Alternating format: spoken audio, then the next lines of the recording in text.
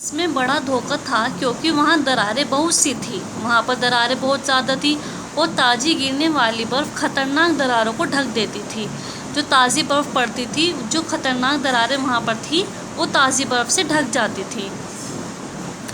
اس نئی برف نے ہی مجھے قریب قریب ختم کر دیا ہوتا، کیونکہ میں نے جیوں ہی اس کے اوپر پیر رکھا، جیسے ہی انہوں نے اس کے اوپر پیر رکھا وہ نیچے کھسک گئی اور دھم سے منہ بائے ہوئے ایک وشال درار میں جا گرا اور وہ نیچے گر گئے۔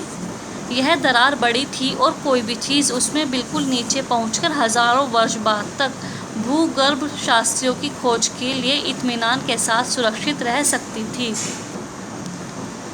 لیکن میرے ہاتھ سے رسی نہیں چھوٹی اور میں درار کے بازو کو پکڑے رہا اور اوپر کھینچ لیا گیا۔ اس گھٹنا سے ہم لوگوں میں ہوش تو ڈھیلے ہو گئے تھے، پھر بھی ہم لوگ آگے چلتے ہی گئے، لیکن دراروں کی تعداد اور ان کی چوڑائی آگے جا کر اور بھی بڑھ گئی۔ اب آگے جا کر ان کی تعداد، جو دراریں تھیں ان کی تعداد اور ان کی چوڑائی بھی بہت زیادہ بڑھ گئی تھی۔ ان میں سے کچھ کو پار کرنے کے کوئی سادھن بھی ہمارے پاس نہ تھے، ان میں سے کچھ کو پار کرنے کے سادھن بھی ان لوگوں کے پاس بھی نہیں تھے۔